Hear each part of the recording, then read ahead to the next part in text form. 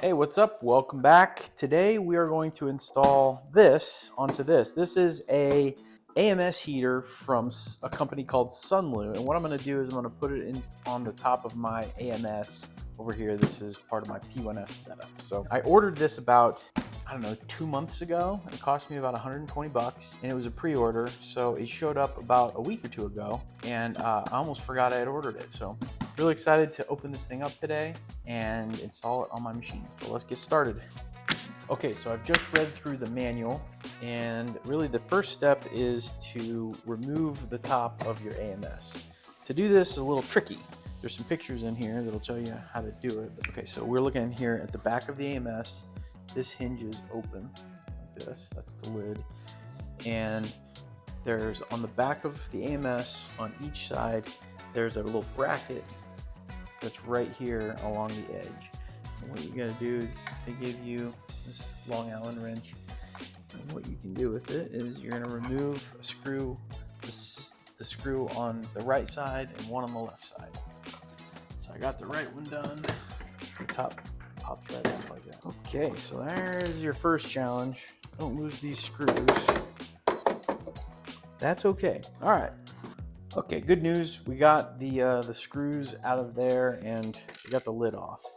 So step one kind of complete.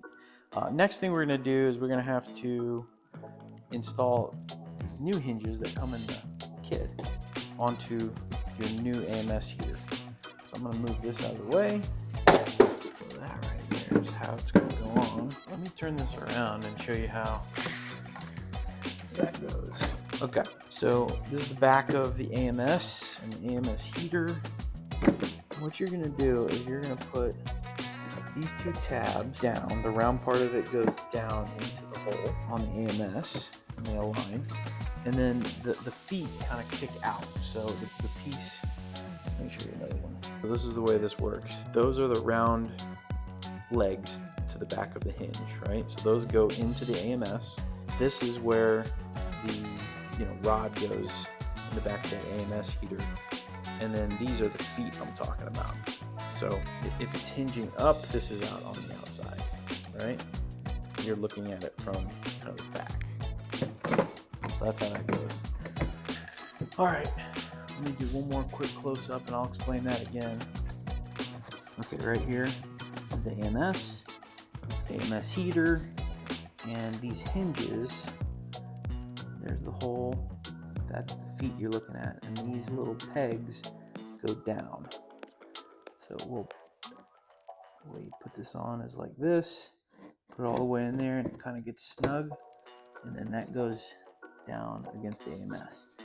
Now the tricky part of, I'm sure it's going to be fun to put these screws back in here, because I know that's the next step. Okay, now you have a view of, I could be mistaken, but I believe they're the same length. Yeah, I think they're the same length and size as the ones that just came out. These are all the dry pods that I installed a couple months ago, and they all came loose when I flipped this thing upside down. Didn't think that one did very well, did ya? Dry pods are all back. I haven't turned it on yet, haven't plugged it in, but I think that's all there is to the build.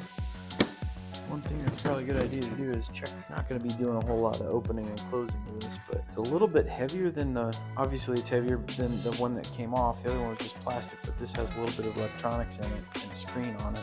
The hinge is built well enough that it won't fall off, fall back, and it's pretty good and snug.